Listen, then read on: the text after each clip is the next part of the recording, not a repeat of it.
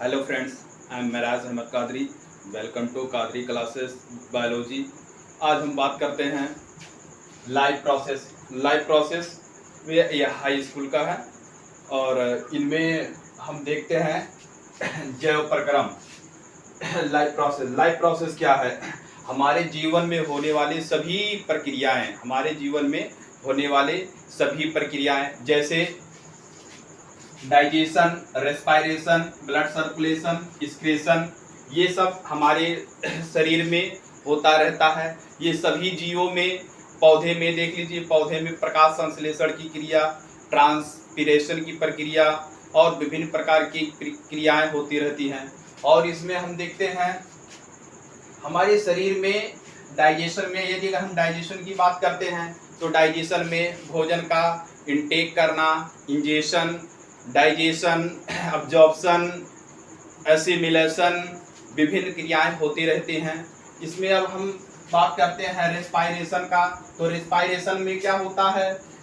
Respiration में जो भी फूड मटेरियल को हम इंटेक करते हैं, भोजन खाने के बाद, भोजन करने के बाद उसका अवशोषण हो जाता है। अवशोषण होने के बाद हमारे ब्लड से हमारे टिश्यूज तक पहुंच जाता है और जो टिश्यूज तक पहुंचता है वो ऑक्सीजन जाता है, वहां पर ऑक्सीडेशन रिडक्शन करता है, जिससे ऑक्सीजन की उपस्थिति में जो ग्लूकोज होता है वो टूटता है और टूटने के बाद ऊर्जा प्रदान करता है।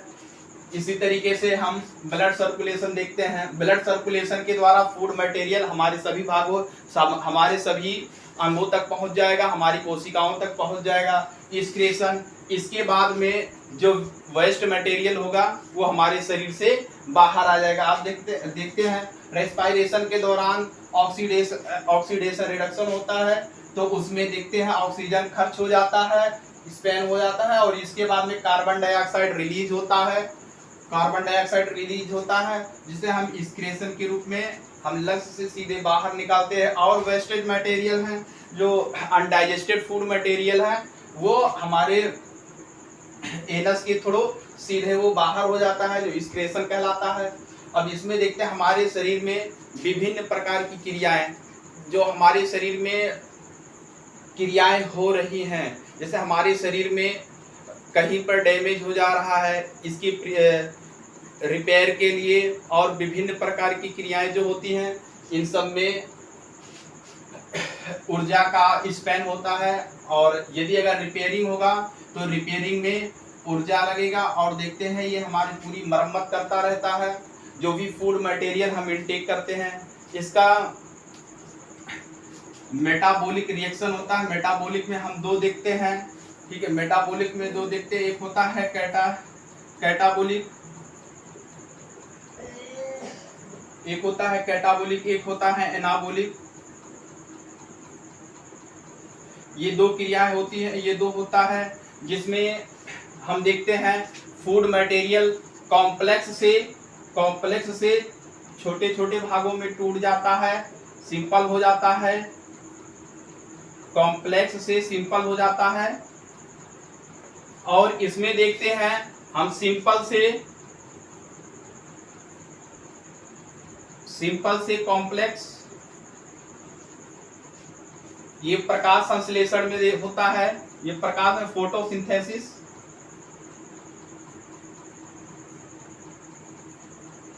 ये प्रक्रिया फोटोसिंथेसिस की होती है। और कॉम्प्लेक्स में हम इसको डाइजेशन देखते हैं। जो food material, complex food material होता है, वो टूट कर छोटे छोटे भागों में टूट कर सिंपल रूप में आ जाता है। ये आपका एग्जांपल इसका हो जाएगा आपका डाइजेशन। इसके बाद हम बात करते हैं जैव प्रक्रम का। अगला हम बात करते हैं जो है न्यूट्रिशन। इनमें से सबसे मुख्य न्यूट्रिशन को माना जाता है। न्यूट्रिशन के बारे में हम देखते हैं। आपको पता चल गया कि जो भी हमारे जीवन में प्रक्रिया होती है, वो जैसे आपका डाइजेशन, रेस्पायरेशन, एक्सक्रीशन, विभिन्न प्रकार की क्रियाएं होती रहती हैं। जैव प्रक्रम हमारी पूरी निरंतर होने वाली प्रक्रिया है। यदि अगर हम सोते हैं तो भी जैव प्रक्रम में होता रहता है। यदि अगर हम जागते रहते हैं तो भी जैव प्रक्रम होता है। अब इसमें हम न्यूट्रिशन की बात करते हैं, ठीक है। तो इनमें से पहला हमारा आ जाएगा न्यूट्रिशन।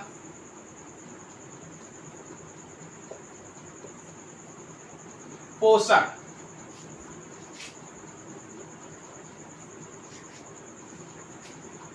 एक न्यूट्रिशन क्या है, पहली व्हाट इज न्यूट्रिशन। न्यूट्रिशन क्या है, तो न्यूट्रिशन जो भी हम फूड कंपोनेंट्स को हम इंटेक करते हैं, भोजन के रूप में लेते हैं, जैसे हो जाएगा न्यूट्रिशन में आपका पहला हो जाएगा जैसे आपका कार्बोहाइड्रेट,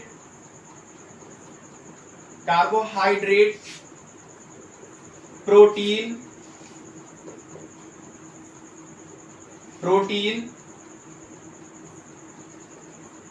फैट्स,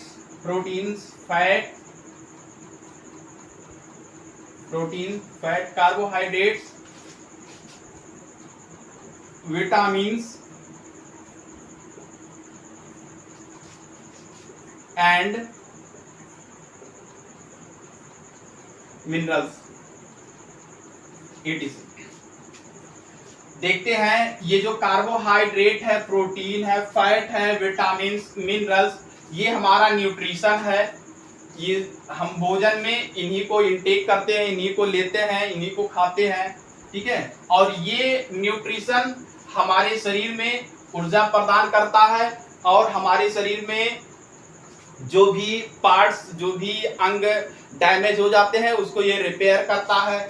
न्यूट्रिशन की बात करते हैं तो न्यूट्रिशन आपको पता चल गया कि न्यूट्रिशन आपका carbohydrate, protein, fat, vitamin and minerals होता है, ठीक है। और हम इन्हीं को क्या करते हैं, इंटेक करते हैं और यूटिलाइज करते हैं।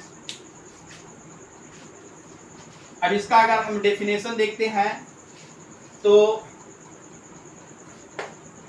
इसका डेफिनेशन हो जाएगा the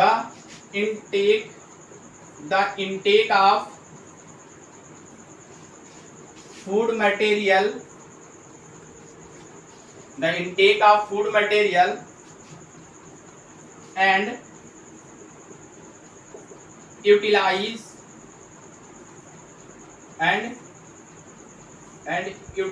by its body are called nutrition.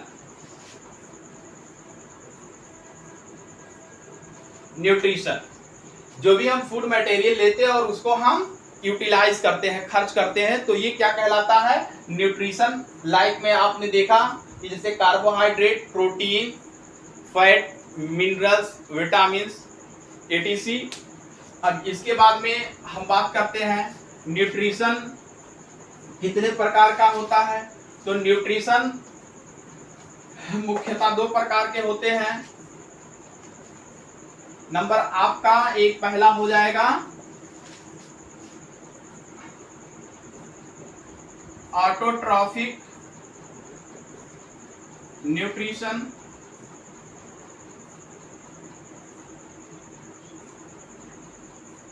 और एक हो जाएगा आपका हेट्रोट्रॉफिक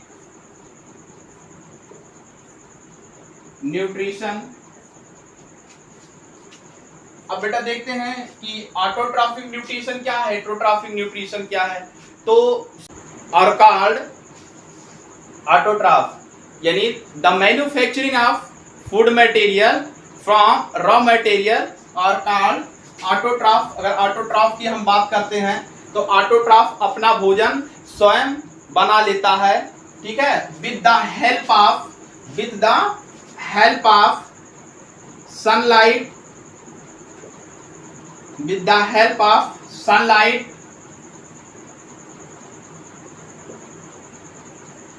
क्लोरोफिल,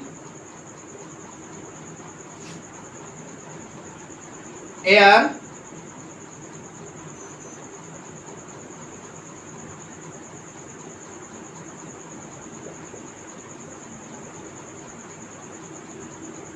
एंड वाटर। इन सब की उपस्थिति में जो ऑटोट्रॉफ होते हैं ये अपना भोजन स्वयं बना लेते हैं।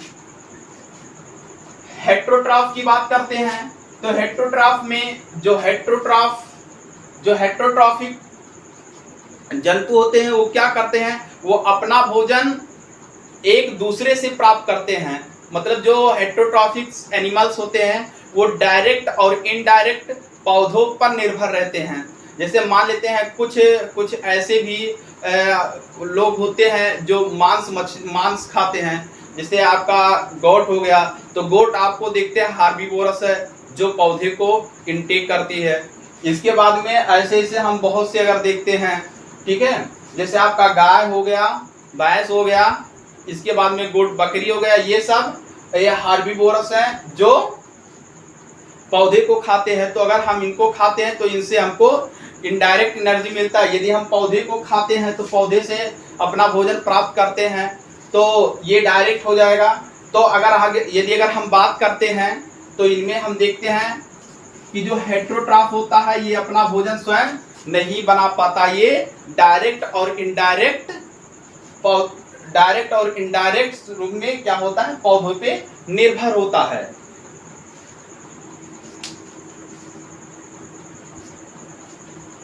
अब इसके बाद में हम आगे देखते हैं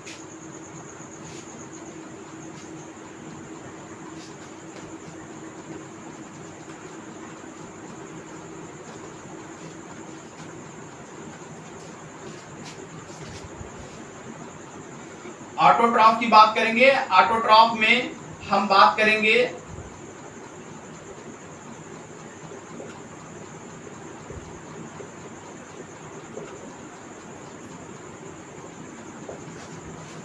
फोटोसिंथेसिस की बात करेंगे।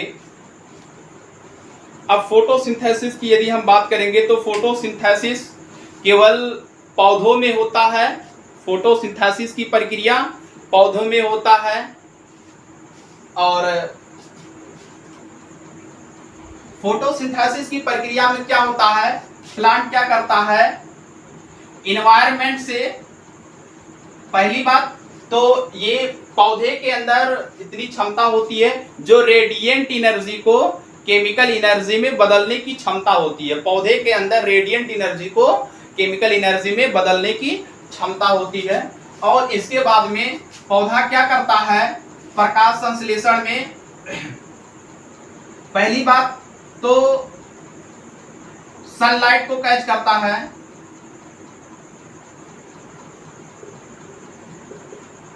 The plant are catch of the sunlight। सबसे पहले ये सनलाइट को कैच करता है। दूसरी बात क्लोरोफिल, पत्तियों में क्लोरोफिल पाया जाता है जिसके कारण पत्तियां हरी होती हैं, तो क्लोरोफिल होता है। और क्या पाया जाएगा, क्लोरोफिल।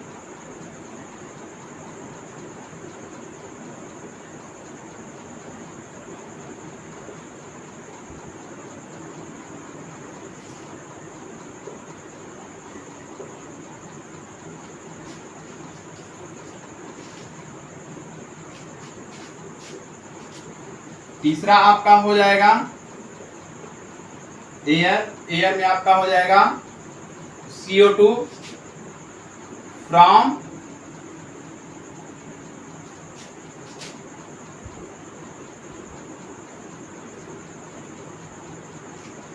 एटमॉस्फेयर से हम CO2 को लेते हैं। और इसके बाद में फिर हम वाटर को लेंगे।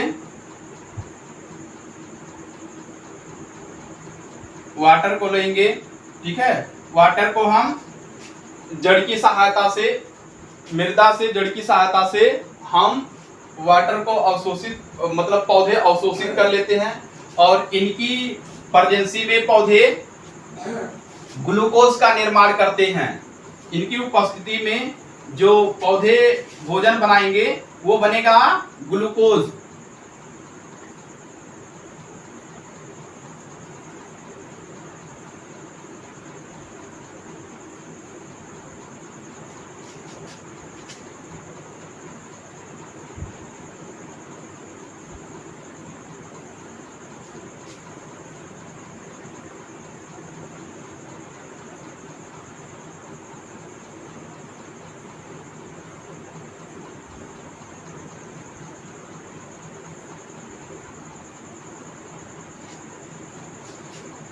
पौधे सनलाइट को कैच करेंगे, क्लोरोफिल और एयर को एटमॉस्फेयर से लेंगे और वाटर को अर्थ मृदा से लेंगे, जमीन से लेंगे।